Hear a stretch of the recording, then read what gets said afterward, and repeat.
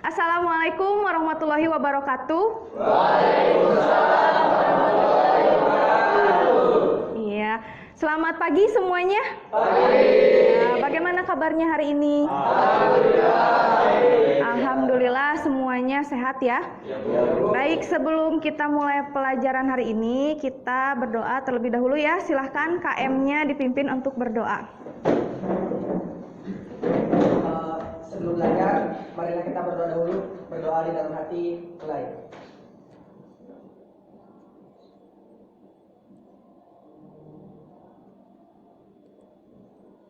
Berdoa selesai. Ya, terima kasih Fadli. Ya, Ibu mau tanya dulu nih, hari ini hadir semua? Ada yang tidak masuk? Ya, baik kalau begitu Ibu cek dulu ya. Cek dulu siapa yang hadir dan siapa yang tidak hadir. Arois hadir? Hadir. Daiski hadir? Hadir. Dedi? Fadli? Hadir ya. Henny izin ya? Jesse? Ya. Kagis? Khalil? Hadir. Muhammad Alfian? Muhammad Davandra? Raihan? Sakit. Rizky? Hadir. Siti Masito? Hadir. Sulaiman?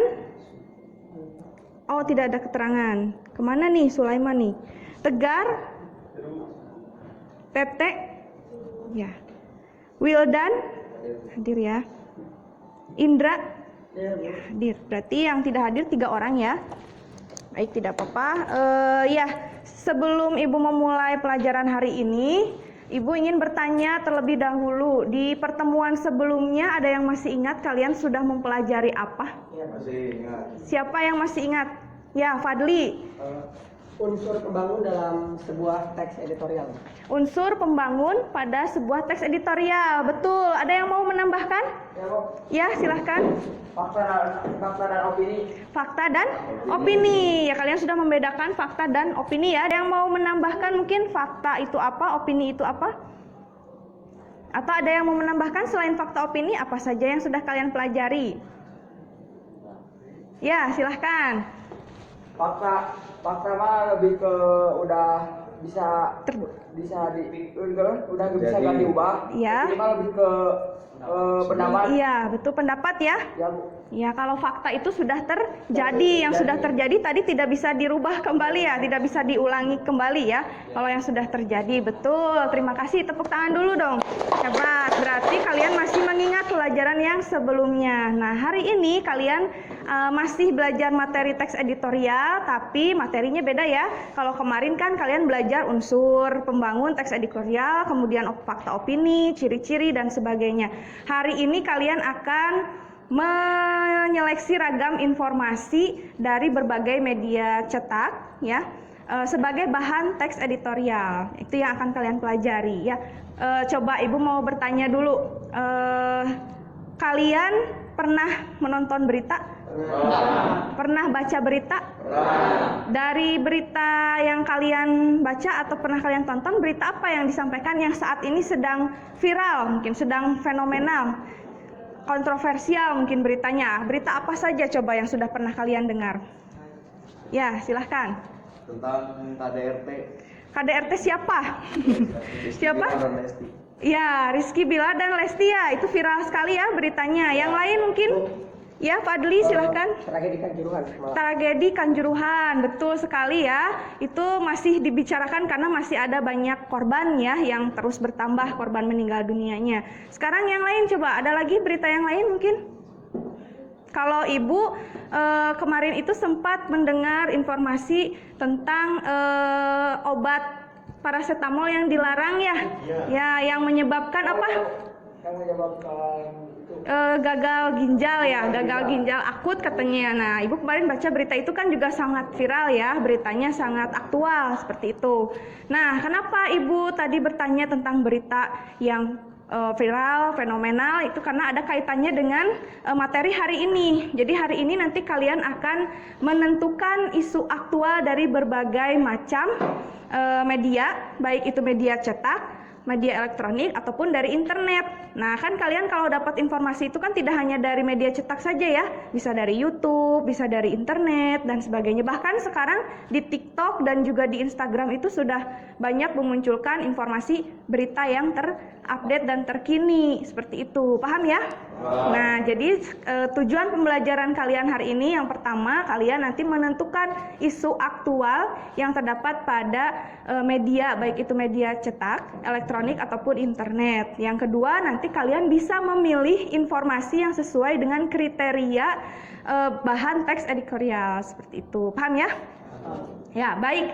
Nah, sebelumnya Ibu juga ingin menjelaskan manfaat ya yang dapat kalian peroleh ketika kalian mempelajari materi hari ini.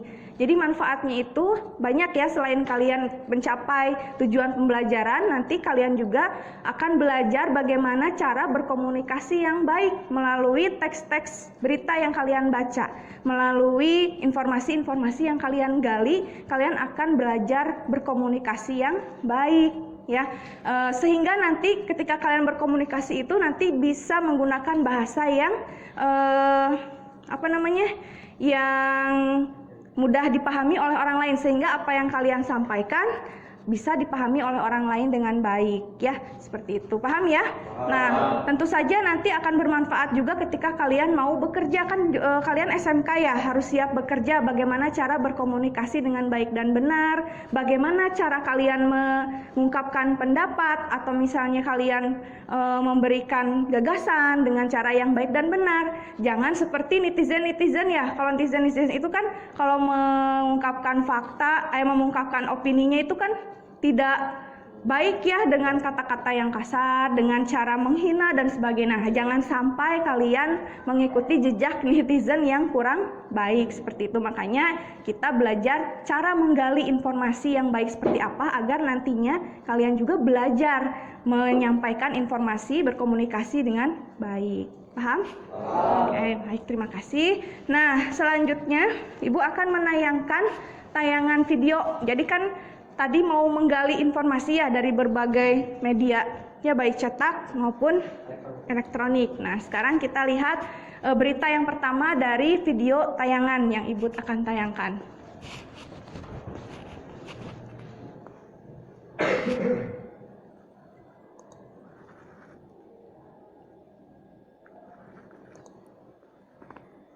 Sudah siap semuanya?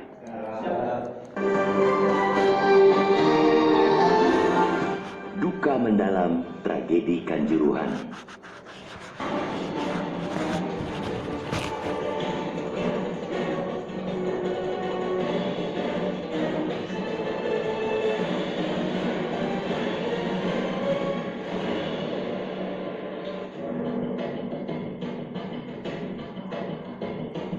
Kabar duka dari tanah air mengguncang dunia. Duka mendalam dunia menguat, khususnya komunitas persepak bolaan setelah kerusuhan pertandingan sepak bola Liga 1 antara Arema FC versus Persebaya Surabaya di Stadion Kanjuruhan, Kabupaten Malang, Jawa Timur pada 1 Oktober 2022. Hingga pukul 18 waktu Indonesia Barat kemarin tercatat sebanyak 130 korban tewas, 19 jenazah lainnya belum teridentifikasi, dan ratusan lainnya luka-luka. Kerusuhan juga mengakibatkan kerusakan sejumlah fasilitas Stadion Kanjuruhan. Sebanyak puluhan kendaraan milik kepolisian dirusak dan dibakar massa yang kalap. Kerusuhan terjadi usai Persebaya mengandaskan harapan Arema FC dengan skor 3-2. Kemenangan Persebaya adalah sejarah manis bagi tim tamu. Untuk kali pertama Persebaya menang atas tim Singoedan di Stadion Kanjuruhan setelah penantian 23 tahun. Kemenangan ini tanpa dihadiri oleh pendukung Persebaya. Kontan saja pendukung Arema meradang. Kekalahan tim kesayangannya terlebih di kandang sendiri sungguh menyakitkan. Sejumlah supporter meluapkan kekecewaan dengan turun ke lapangan. Jumlah penonton yang turun ke lapangan semakin banyak. Aparat kepolisian yang dibantu TNI kewalahan membendung penonton yang turun ke lapangan. Gagal menghalau penonton yang nekat ke lapangan, aparat kepolisian kemudian menembakkan gas air mata untuk mengendalikan keadaan. Namun, langkah petugas kepolisian yang mengeluarkan jurus pamungkas gas air mata membuat suasana tidak kondusif. alias kacau. Penonton berhamburan keluar stadion. Mereka berdesak-desakan untuk menyelamatkan diri keluar dari stadion yang diresmikan pada 2004. Celakanya, jumlah penonton sebanyak 42.000 yang melebihi kapasitas stadion yang seharusnya hanya 38.000 orang membuat aliran penonton keluar tersumbat. Akhirnya, mereka terjepit, terinjak-injak, dan kehabisan napas hingga meregang nyawa. Tragedi Kanjuruhan mencoreng wajah Indonesia di kancah internasional di tengah kita berusaha keras mendongkrak prestasi sepak bola nasional ke tingkat dunia. Tragedi ini membuat persepakbolaan nasional jatuh ke titik nadir. Bayang-bayang sanksi dari Federasi Sepak Bola Internasional atau FIFA untuk persepakbolaan nasional tinggal menghitung hari.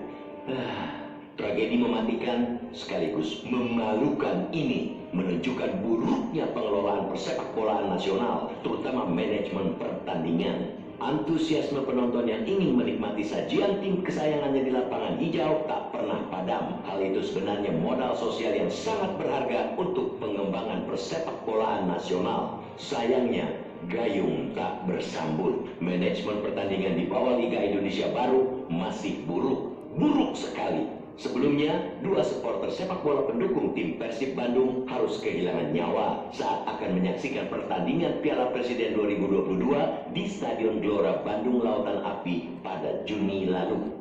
Dari tragedi Kanjuruhan terungkap fakta-fakta pengabaian akuntabilitas pertandingan, seperti jumlah penonton yang melebihi kapasitas, waktu pertandingan yang tidak sesuai arahan pihak kepolisian, penggunaan gas air mata yang tidak sesuai standar keamanan FIFA, dan kekerasan aparat baik oleh polisi ataupun TNI. Sungguh tepat apabila Presiden Joko Widodo memerintahkan Kapolri untuk menginvestigasi secara tuntas tragedi Kanjuruhan. Investigasi yang tidak perlu berlama-lama bekerja. Pasalnya, sudah terang benderang siapa saja yang bekerja tidak sesuai prosedur. Semua pihak yang bersalah mesti dibawa ke ranah hukum. Tragedi Kanjuruhan adalah kerusuhan terburuk persepakbolaan dunia setelah kerusuhan di Stadion Nasional atau Estadio Nacional 5 Peru saat laga Peru versus Argentina pada 1964 yang menewaskan 326 orang. Sejatinya tanpa perlu menunggu tim investigasi bekerja, sudah seharusnya Ketua Umum Persatuan Sepak Bola Seluruh Indonesia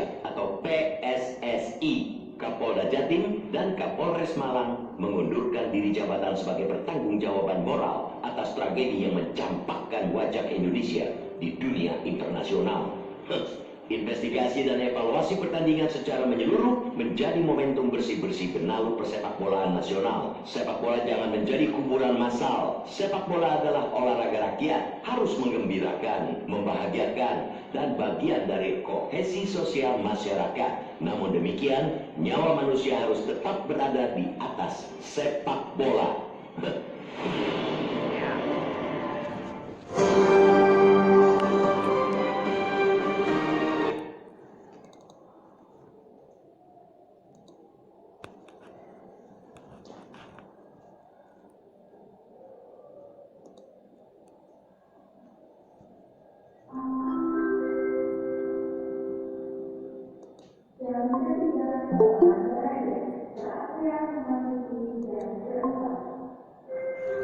Iya, baik, tadi kalian sudah menyimak video berita ya, dari berita dari bentuk internet ya, dari media internet atau elektronik berupa tayangan video. Tadi berita yang ditayangkan itu berita apa? Tentang apa?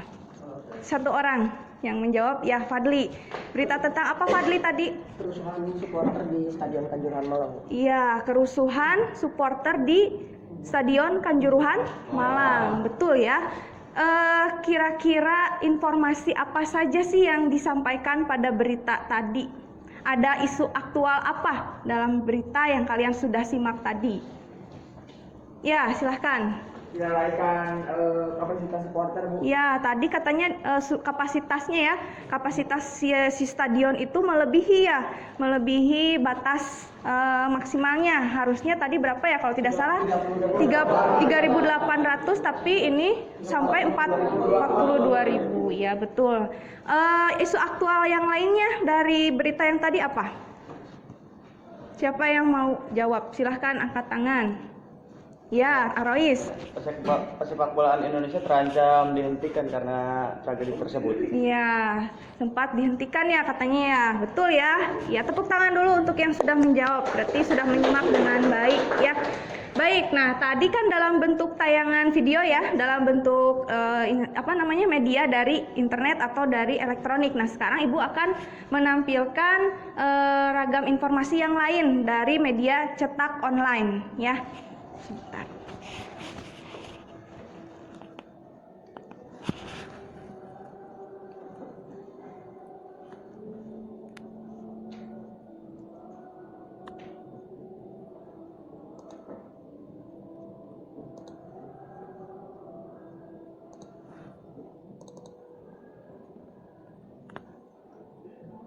Nah, kalian juga bisa melihat di link yang sudah Ibu kirimkan di WA ya. Silahkan diklik linknya, semua materi ada di situ. Nanti kalian bisa sambil melihat materi yang ada di link tersebut. Nah, untuk teks beritanya juga sudah ada di situ. Judul materinya itu media cetak surat kabar. Ya, silahkan dibuka. Judulnya apa? Tragedi Kanjuruhan dan pentingnya menghidupkan budaya cangkrukan. Iya, betul.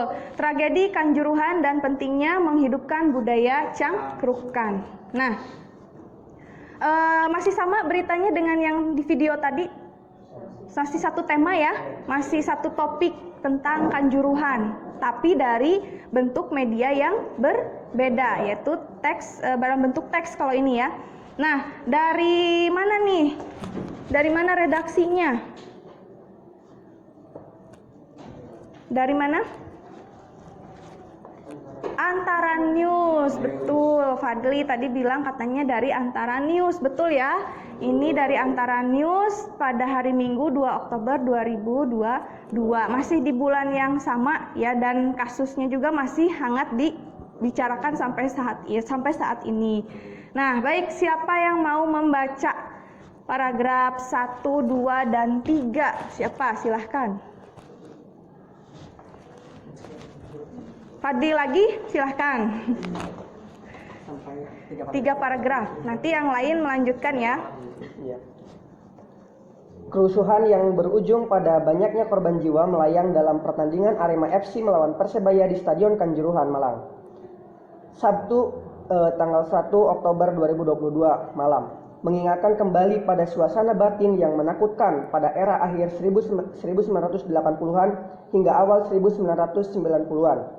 Saat itu pendukung Arema atau Aremania dengan niat Mitra Surabaya terlibat permusuhan yang berawal dari pertandingan di lapangan, kemudian merambas ke luar arena. Pertandingan waktu itu digelar di Stadion Ganjayani yang berada di tengah-tengah kota Malang. Jalan-jalan kemudian menjadi ajang lain dari pendukung kedua klub sepak bola besar di Jawa Timur itu untuk adu kekuatan. Iya, terima kasih Fadli. Selanjutnya paragraf 4, 5, 6. Siapa? Ya, Teteh dulu deh ya, yang belum. Silahkan. Exit dari keributan di lapangan, semua kendaraan baik roda 2 maupun 4 yang melintas di jalan kota Malang tidak boleh ada yang berplat I, L, Surabaya dan sekitarnya.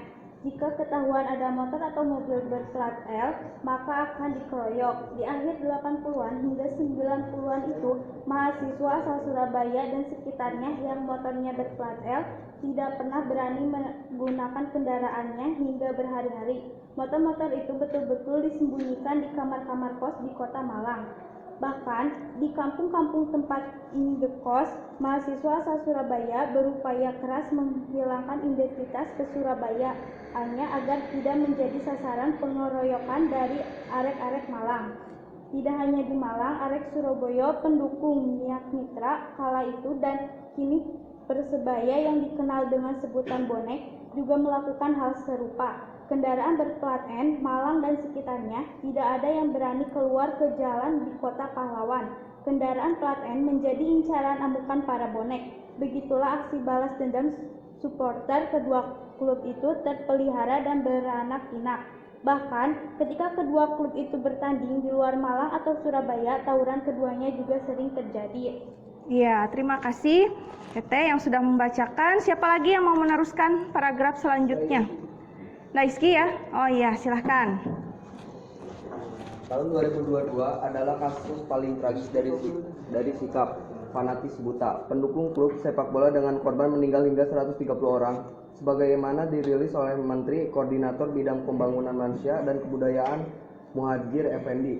Bisa jadi jumlah itu masih akan bertambah mengingat masih ada korban luka yang kini dirawat di sejumlah rumah sakit di Kota Malang. Mereka yang meninggal kali ini bukan karena mereka korban tawuran atau amukan dari para bonek. Peran bonek tidak dalam kasus kerusuhan ini karena mereka dilarang untuk datang menonton ke Stadion Kanjuruhan saat laga Arema FC versus Persebaya berlangsung. Korban berjatuhan berawal ketika tim tuan Arema kalah 2-3 dari Persebaya. Aremania yang tidak terima dengan kekalahan tim yang didukung merengek ke dalam lapangan. Karena jumlah penonton ribuan yang masuk ke lapangan, polisi kewalahan menangani mereka, kemudian menembakkan gas air mata.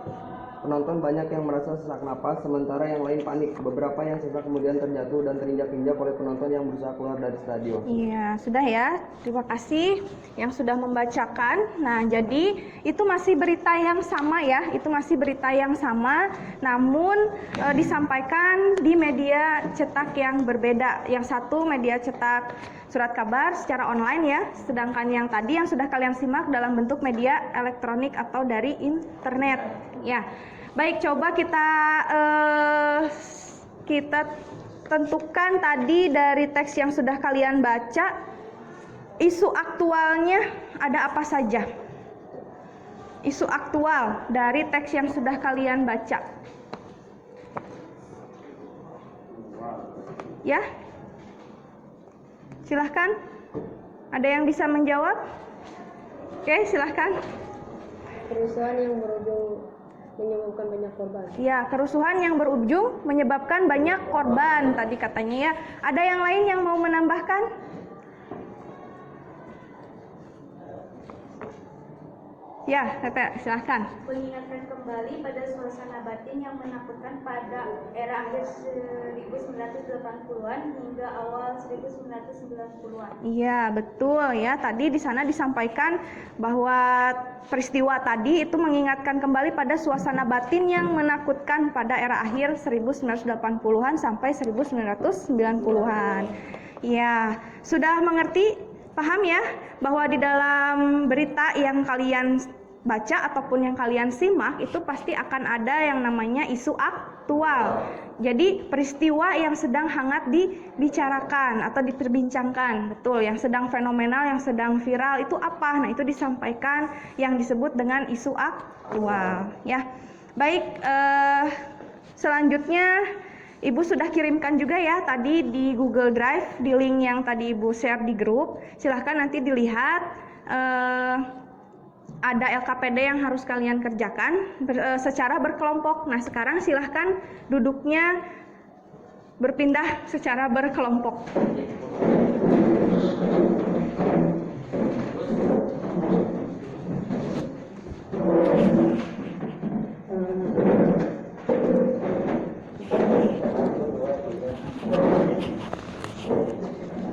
Ada berapa kelompok di kelas ini?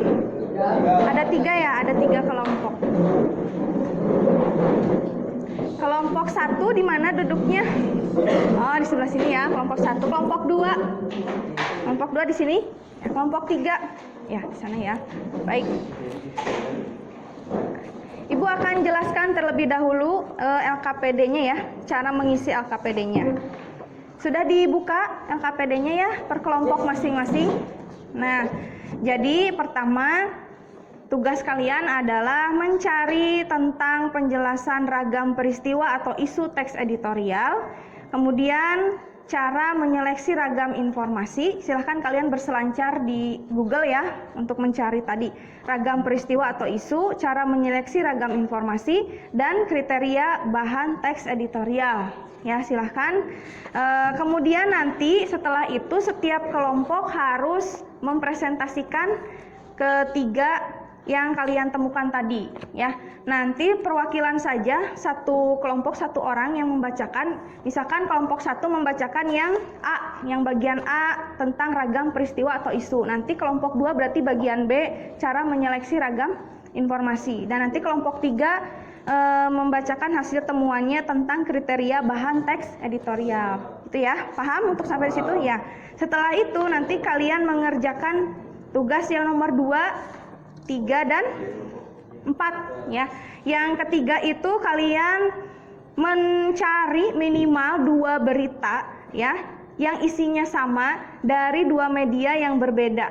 Jadi kalian cari 2 berita dari teks koran misalnya secara online boleh ya, karena kan kita lebih mudah untuk mengakses berita di internet. Jadi silahkan menggunakan HP-nya masing-masing.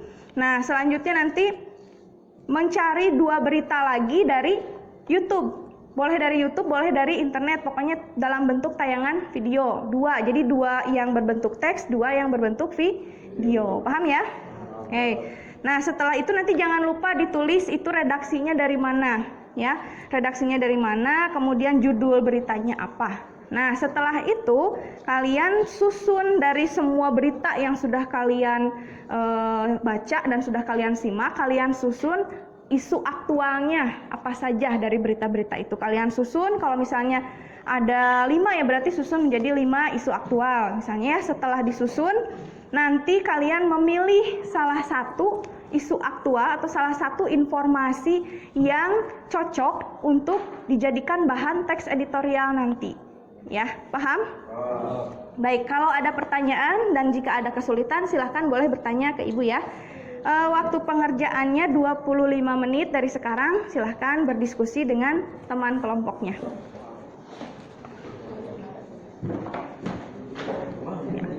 Nanti mengerjakannya langsung diketik di handphone aja ya, langsung. Ngerti? Ya. Ya. Ini apa? Ini ya. Nah, ya nanti kamu cari dulu ini berarti ya. Iya.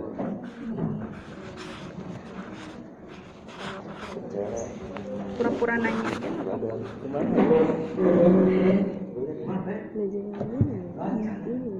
Ragam peristiwa.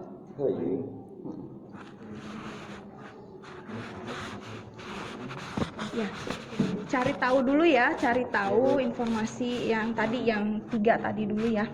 Ragam apa saja ragam, kemudian cara menyeleksi ragam informasi dan kriteria.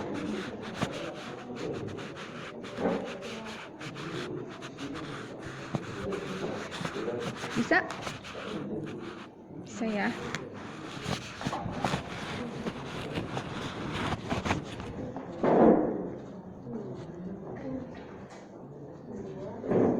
Ya, baik, sudah selesai? Sudah? Sudah. Kelompok 1 sudah selesai? Kelompok 2 sudah selesai? Sudah. Kelompok 3? Sudah selesai ya? Baik, kalau sudah selesai, coba perwakilan setiap kelompoknya. Untuk kelompok 1 nanti akan menjawab bagian yang A, ya, beragam peristiwa atau isu teks editorial. Itu ada apa saja? Silahkan kelompok 1, siapa yang mau membacakan? Oh iya, kelompok 1 di sini ya. Silahkan. Perlu ke depan. Berdiri ya bacanya ya. Ya, berdiri. Iya, Di sini, tapi berdiri. Iya. Ragam peristiwa teks editorial yaitu peristiwa atau berita yang dapat dikelompokkan ke dalam 3 macam, antara lain berdasarkan A. Kejadiannya, aktualitas, yaitu isu yang sedang terjadi saat ini. Kedua, keluar biasanya fenomenal, yaitu isu yang menarik perhatian banyak masyarakat. Ketiga, keterbantahannya mungkin ya. Yaitu isu yang memancing kontroversi atau perbedaan pendapat dalam skala besar di masyarakat. Iya, betul tidak? Yang kelompok lain sama menemukan 3 juga ragamnya. Tadi apa saja ragamnya? Keterjadian. Ya, 1 orang coba, kelompok 2 ya ini ya. Nah, kelompok 2, betul sama apa saja tadi?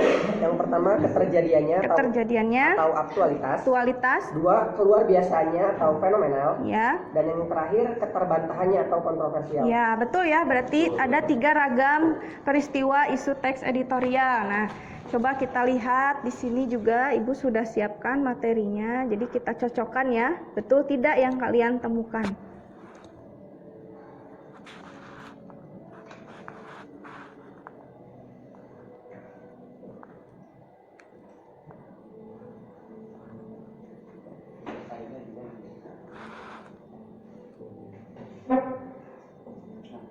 Ya, sudah terlihat ya?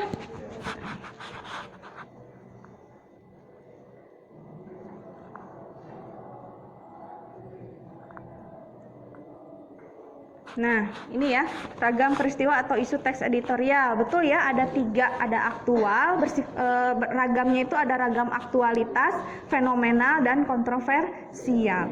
Oke, selanjutnya yang bagian B, cara menyeleksi ragam informasi, berarti kelompok 2. Yang ini ya kelompoknya. Siapa yang mau membacakan hasil temuannya? Yang lain, jangan Fadli aja, yang lain. Ya, silahkan. Indra. Dilansir dari situs Kementerian Pendidikan dan Kebudayaan atau Kemdikbud, berikut beberapa cara menyeleksi ragam informasi dalam teks editorial, yaitu A. Menyiapkan teks editorial yang akan dibaca dan digunakan. B. Baca isi teks secara berulang atau minimal 2 kali. Yang C. Usahakan untuk memahami inti pesan yang disampaikan dalam tiap paragraf. D. Tandai bagian yang dianggap penting, misalnya inti pesan di setiap paragraf. Yang E. Pastikan opini penulis disertai dengan data atau fakta yang berkaitan. F. Tentukan sudut pandang dan keberpihakan penulis dalam teks tersebut. G. Tentukan pula kesimpulan yang bias diambil dari isi teks. Iya, betul? Betul. Coba kita lihat ya, betul tidak yang dijawab oleh kelompok 2. Nah, cara menyeleksi ragam informasi. Yang pertama, siapkan dulu teksnya ya, siapkan teks-teksnya yang akan dibaca dan digunakan. Jadi tidak hanya teks editorial saja ya, bisa teks berita atau artikel yang menginformasikan kejadian atau peristiwa tadi yang aktual, fenomenal, dan kontroversial. Nah, selanjutnya yang kedua, baca isi teks secara berulang atau minimal 2 kali. Nah, jadi kalian itu tidak cukup membaca 1 kali. Ketika ingin menentukan isu aktual apa, kalian harus membacanya 2 kali. Jadi betul-betul harus dicermati membacanya. Yang ketiga, usahakan untuk memahami inti pesan yang disampaikan. Tentu saja ya, harus memahami apa sih yang disampaikan dari teks berita tersebut, dari tayangan video tersebut. Nah, selanjutnya, tandai bagian yang dianggap penting. Boleh ditandai atau dicatat oleh kalian ya, bagian-bagian pentingnya apa. Seperti itu. Selanjutnya, pastikan opini penulis disertai dengan data. Nah, ketika ada pendapat, ketika ada argumentasi, kalian harus menyertakan bukti pendukungnya supaya opininya itu berbobot, pendapatnya itu berbobot, bernilai. Jadi tidak hanya sekedar berargumentasi. Nanti juga kalian belajar ya, kalian belajar berpendapat dengan bukti dan fakta yang mendukung. Jadi tidak hanya sekedar berpendapat. Paham? Oke. Nah, baik, selanjutnya yang ketiga ya. Yang ketiga tentang kriteria bahan teks editorial. Silahkan, siapa yang mau membacakan? Ya, baca. Kriteria bahan teks editorial. Yang pertama, isu yang diangkat bersifat aktual dan faktual. Seperti halnya dalam berita, isu yang diangkat umumnya adalah yang paling menonjol dan menarik perhatian pembaca. Oleh karena itu, redaksi selalu menulis teks editorial sesuai dengan apa yang terjadi saat ini serta mendapat perhatian banyak masyarakat. Berita yang diangkat pun harus aktual dan faktual sehingga masyarakat akan mengetahui pandangan redaksi terhadap isu saat ini. Tentu saja, pembaca harus mampu memframing apa yang disampaikan oleh redaksi. Yang kedua, berita berisi pendapat redaksi terhadap suatu isu.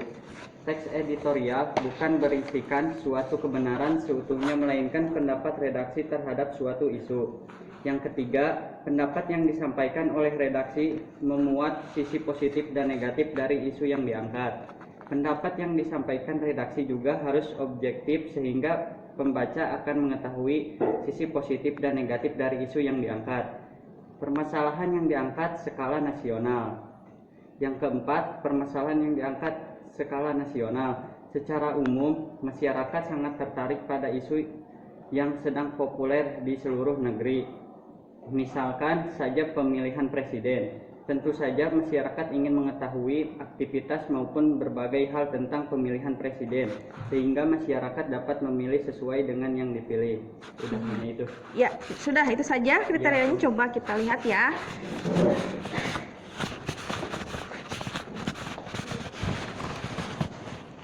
Iya, tadi ada berapa yang disampaikan? Ada 4 ya? Ada 4 kriteria. Yang pertama tadi isu yang diangkat bersifat aktual dan faktual. Jadi nanti ketika kalian mau memilih kriteria bahan teks editorial itu, isu yang diangkatnya harus bersifat aktual dan faktual. Artinya masih hangat diperbincangkan dan juga sesuai dengan fakta. Terus tadi juga disebutkan bahwa beritanya itu harus berdasarkan pendapat dari redaksi. Ya, harus dari redaksi. Jadi sudut pandang dari redaksi ya terhadap peristiwa atau kejadian yang aktual tadi itu apa, dari redaksi itu menyampaikan dengan sudut pandang apa, seperti itu. Selanjutnya, pendapat yang disampaikan oleh redaksi memuat sisi positif dan negatif. Nah, jadi harus ada sisi positifnya, harus ada juga sisi negatifnya ya. Selanjutnya, permasalahan yang diangkat harus skala nasional. Jadi betul-betul berita yang disampaikannya atau berita yang diangkat menjadi teks editorial itu harus skala nasional. Sebenarnya boleh sampai skala internasional juga ya, karena salah satu berita yang tadi sudah kalian simak juga yang Kanjuruhan itu beritanya sampai internasional ya, mancanegara. Jadi negara yang lain pun tahu tentang peristiwa tersebut, bahkan sempat mengalahkan berita Ukraina ya kalau tidak salah. Nah, itu yang sempat jadi viral juga. Nah, jadi itu ya, harus berita yang memang betul-betul menjadi sorotan masyarakat. Itu ya kalau mau memilih bahan teks editorial. Paham? Oke, terima kasih untuk kelompok 1, 2, dan 3. Tepuk tangan dulu semuanya. Ya, kalian pintar, hebat, bisa menemukan tadi yang pertama ragam peristiwa atau isu, kemudian cara menyeleksi ragam informasi, dan juga kriteria bahan teks editorial.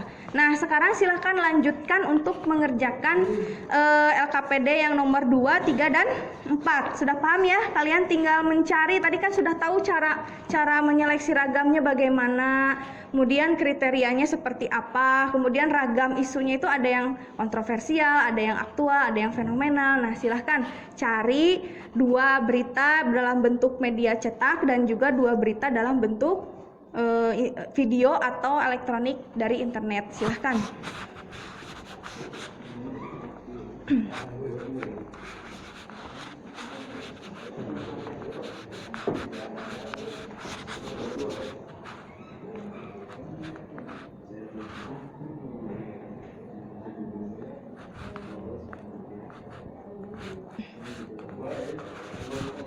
Kalau ada kesulitan boleh bertanya ya.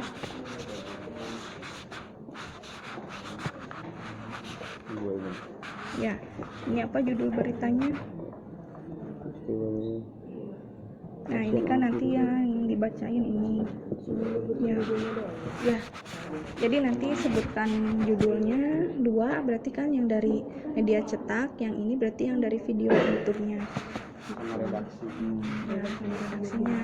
Redaksinya jangan lupa disebutkan dan tanggalnya ya. Ya. Kalau yang dari YouTube ini nggak usah Sama judulnya. Sama dengan disebutkan dengan judul, kan berita di YouTube juga ada judulnya ya. Jadi harus tahu judulnya tentang apa. Oke.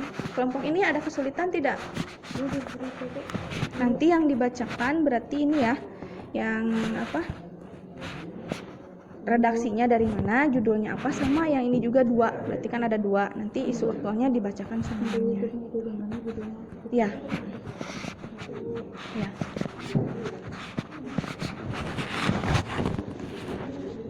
Baik, sudah selesai semuanya? Sudah selesai? Wah, hebat ya, sudah selesai, pintar kalian ya. Coba kalau sudah selesai Ibu cek dulu kelompok 1 betul sudah selesai? Iya lupa, kelompok 1 sudah selesai? Sudah, bener ya. Kelompok 2 sudah, berarti siap untuk presentasi ya. Kelompok 3 siap. Oke. Langsung saja berarti ya, silahkan kelompok 1 dulu presentasi ke depan ya. Perwakilan saja, siapa yang mau membacakan hasil temuannya, silahkan. Ya, Aroy silahkan ke depan. Ya, di sini aja. Ya. Yang lain coba disimak ya, nanti kalian boleh menanggapi, boleh bertanya, silahkan. Oke, berita yang saya temukan dari media cetak online. Yang pertama, oleh redaksi Media Indonesia tanggal 25 Oktober 2022. Judulnya, pasien anak diduga gagal ginjal akibat terus bertambah di Sulsel. Maaf, saya salah. Tidak apa-apa, silahkan diulangi lagi. Pasien anak diduga gagal ginjal akut terus bertambah di Sumatera Selatan. Oke, untuk berita yang kedua masih dari media cetak online. Oleh redaksi Kompas tanggal 25 Oktober 2022 jam 8:45 malam. Judulnya, YLBHI desak pemerintah lakukan penyelidikan perusahaan farmasi terkait kasus gagal ginjal akut. Ya. Itu dari media cetak semua ya, Iya, online. Nah, cetak sekarang ada yang dari tayangan video, mungkin dari berita di YouTube ada? Ada. Ada. Bukan dua. Ya. Dua katanya, ada dua. Apa saja? Yang pertama, oleh berita 1 tanggal 24 bulan 10 tahun 2022. Judulnya, korban meninggal penyakit gagal ginjal akut anak jadi 33 orang. Dan yang kedua, oleh CNBC Indonesia tanggal 24 Oktober 2022. Judulnya, dari 245 kasus gagal ginjal akut, 141 pasien meninggal dunia. Jadi pada dasarnya topiknya sama. Ya, sama ya, topiknya semua tentang kejadian peristiwa gagal ginjal akut terhadap anak ya. Nah, coba sampaikan isu aktualnya oleh anggota kelompok yang lain. Coba silahkan, siapa yang mau menyampaikan isu aktual dan informasi yang dipilih sebagai bahan teks editorialnya kira-kira apa? Ayo Daisuke. Daisuke aja ya. Yang ini yang nomor berapa tadi? 3 dan 4. Ya, 3 dan 4.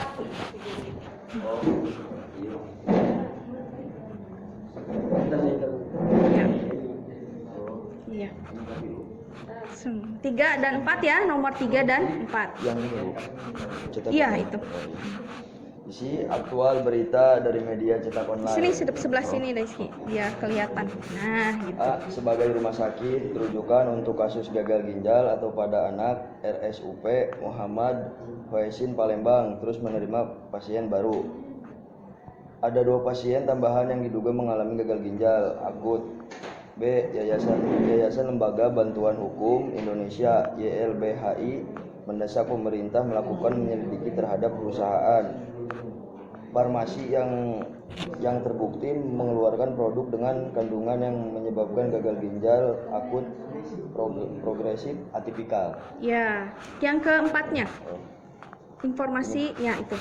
Pilihan informasi yang sesuai dengan kriteria bahan teks editorial berdasarkan berita yang sudah kalian temukan. Berdasarkan berita yang telah ditemukan, informasi yang dapat dipilih sesuai dengan kriteria bahan teks editorial, yaitu YLBHI desak pemerintah lakukan penyelidikan perusahaan farmasi terkait kasus gagal ginjal akut.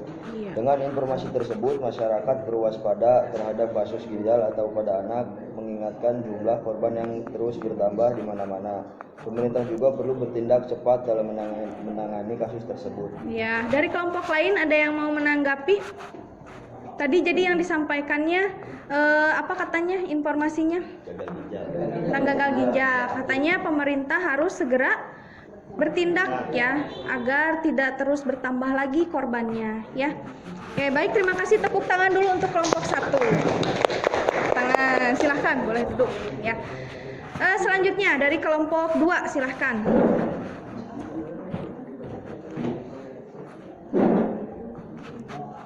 Ya, silahkan ya bacakan hasil temuannya.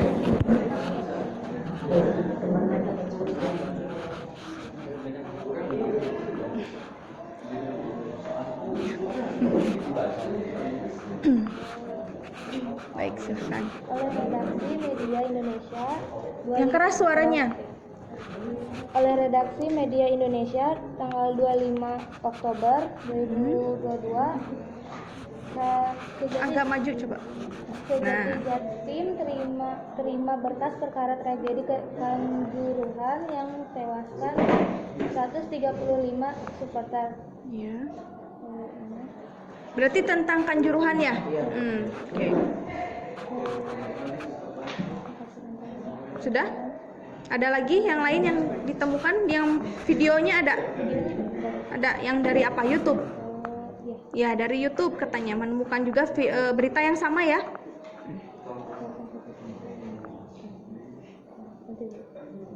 Oleh Metro TV News tanggal 24 Oktober 2022, korban tragedi Kanjuruhan bertambah jadi 135 orang. Iya. Sudah? Oke, jadi berita yang disampaikan tadi tentang Kanjuruhan, tapi beda dengan yang Ibu sampaikan ya. Kalau yang Ibu sampaikan kan masih awal-awal tuh, berita-berita awal tragedi Kanjuruhan. Kalau yang ini lebih ke update korban jiwa yang sudah berapa, sekarang sudah mencapai berapa. Ya, silahkan duduk boleh, terima kasih ya. Melanjutkan nomor 3 dan 4, silahkan siapa kelompok 2. Ya, silakan. Isu aktual apa yang ditemukan dalam berita-berita yang sudah kelompok 2 temukan? Yaitu Kejaksaan Tinggi Jawa Timur menerima berkas perkara tragedi di Stadion Kanjuruhan Malang dari Polda Jatim untuk selanjutnya segera dilakukan persidangan. Dan korban tewas imbas tragedi Kanjuruhan kini bertambah menjadi total 135. Isu aktual berita dari media elektronik atau YouTube, yaitu total korban meninggal saat ini mencapai 135 orang. Korban berusia 20 tahun dan berstatus mahasiswa. Saat ini jenazah berkorban disemayamkan di rumah duka. Jalan Sudimoro Utara, Lowok Waru, Kota Malang, Farzah Dwi Kurniawan menghembuskan napas terakhir di Rumah Sakit Saiful Anwar Malang setelah 23 hari dirawat. Informasi yang kami pilih yaitu berdasarkan berita yang telah ditemukan, informasi yang telah dipilih sesuai dengan kriteria bahan teks editorial, yaitu Kejaksaan Tinggi Jawa Timur menerima berkas perkara tragedi di Stadion Kanjuruhan Malang dari Polda Jatim untuk selanjutnya segera dilakukan persidangan. Dengan informasi tersebut, pemerintah dan pihak yang berwajib dapat segera melakukan tindakan yang seadil-adilnya untuk tersangka kasus tragedi Kanjuruhan. Diharapkan kasus seperti ini tidak akan terjadi lagi. Iya. Terima kasih, tepuk tangan untuk kelompok 2 ya. Ya, ada yang mau bertanya tidak kelompok 2? Sudah jelas? Sudah jelas ya, tadi disampaikan kan di awal itu korban jiwanya terus bertambah. Kemudian tersangka yang terlibat dalam tragedi tersebut juga sudah dilaporkan ya. Sudah ada gitu, tinggal nanti ada tindak lanjut, katanya segera lakukan persidangan supaya ya yang namanya orang bersalah itu pasti harus dihukum seadil-adilnya gitu ya. Karena korban juga cukup banyak loh. Berapa tadi korbannya? 135 orang ya. Baik, selanjutnya kelompok 3 silahkan untuk mempresentasikan hasil temuannya.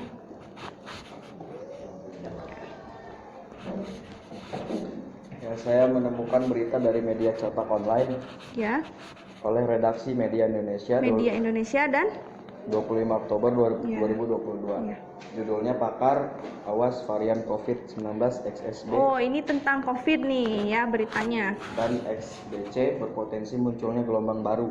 Ya. Dan berita dari media elektronik YouTube oleh Metro TV News, judulnya COVID-19 varian XBB memiliki tingkat keparahan yang rendah. Ya, kalian perhatikan juga ya yang disampaikannya tadi berita apa. Ya, silahkan. Yang mau membacakan isu aktual siapa? Ya, Tete, silahkan. Terima kasih, Devandra.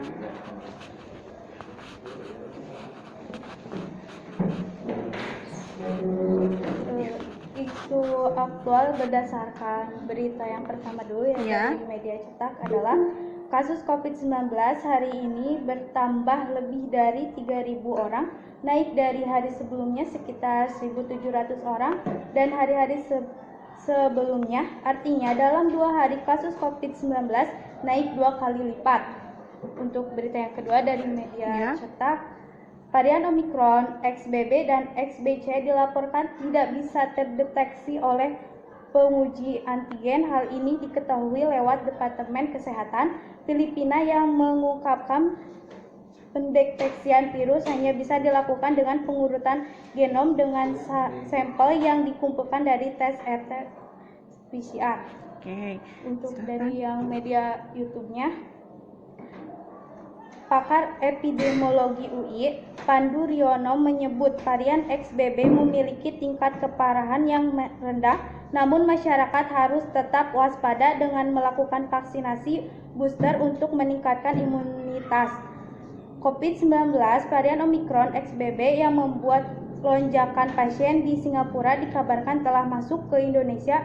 Kasus pertama XBB di Indonesia merupakan transmisi lokal, terdeteksi pada seorang perempuan yang baru saja kembali dari Lombok, Nusa Tenggara Barat. Untuk informasi yang sesuai, berdasarkan berita yang telah ditemukan, informasi yang dapat dipilih sesuai dengan kriteria bahan teks editorial, yaitu varian XBB memiliki tingkat keparahan yang rendah, namun masyarakat harus tetap waspada dengan melakukan vaksinasi booster untuk meningkatkan imunitas. Dengan informasi tersebut, masyarakat tidak perlu panik dan khawatir berlebihan dengan adanya virus corona varian baru, namun masyarakat tetap harus berhati-hati dan waspada. Ya, baik, terima kasih. Tepuk tangan dulu untuk kelompok 3. Tadi berita yang aktual yang ditemukan oleh kelompok 3 itu tentang apa? Iya, kenaikan jumlah yang terkena COVID ya. Nah, tadi katanya ada varian baru katanya ya, XBB namanya ya, varian baru. Dari mana itu katanya awalnya? Awalnya dari Filipina apa Singapura tadi, ayo yang menyimak. Filipina ya. Kemudian tadi disampaikan juga tidak usah panik, tidak usah khawatir karena virus ini katanya tidak terlalu parah katanya, asal tadi apa? Asal tetap harus waspada dan melakukan vaksin booster. Ya, asal tetap waspada dan melakukan vaksin booster. Ya, terima kasih. Ya, tepuk tangan untuk semuanya sekali lagi. Ya, kalian luar biasa, hebat bisa menemukan berbagai ragam informasi ya dari berbagai media, baik itu media cetak maupun media elektronik dan internet. Tadi ya, kalian juga sudah bisa menentukan isu aktual yang disampaikan ya. Baik, dari pembelajaran hari ini ya, ada yang bisa menyimpulkan tidak hari ini kalian itu belajar apa? Silahkan Tete dulu nanti ini ya, silahkan. Ya, tadi kalian sudah menyeleksi ragam informasi. Ada yang mau menambahkan? Silahkan. Menentukan isu aktual yang terdapat pada berita. Ya, menentukan isu aktual yang terdapat pada berita. Ada lagi yang mau menambahkan? Ya, ada Iski, silahkan. Mempelajari cara menyeleksi ragam informasi. Betul sekali. Tepuk tangan dulu dong untuk kalian semua. Ya, sekali lagi. Ya, bagaimana pembelajaran hari ini? Kalian sudah paham? Paham ya?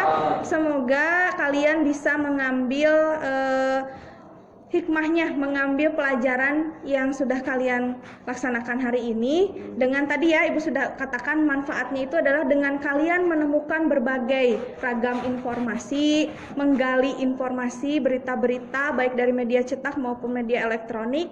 Nantinya kalian akan terlatih bagaimana cara berkomunikasi dengan baik dan benar. Seperti itu ya.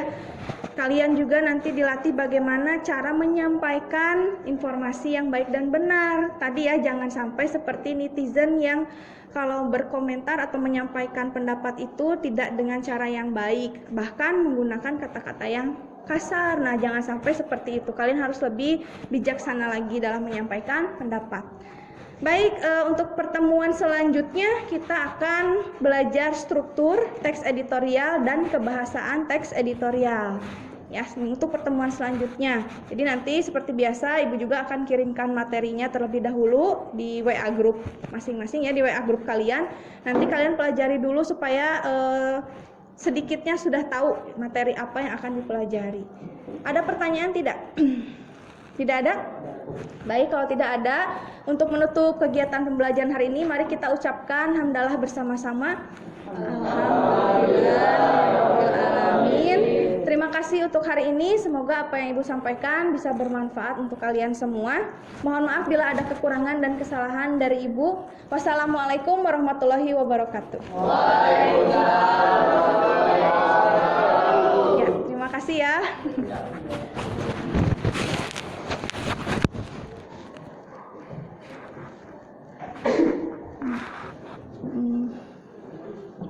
Sudah, Saudara?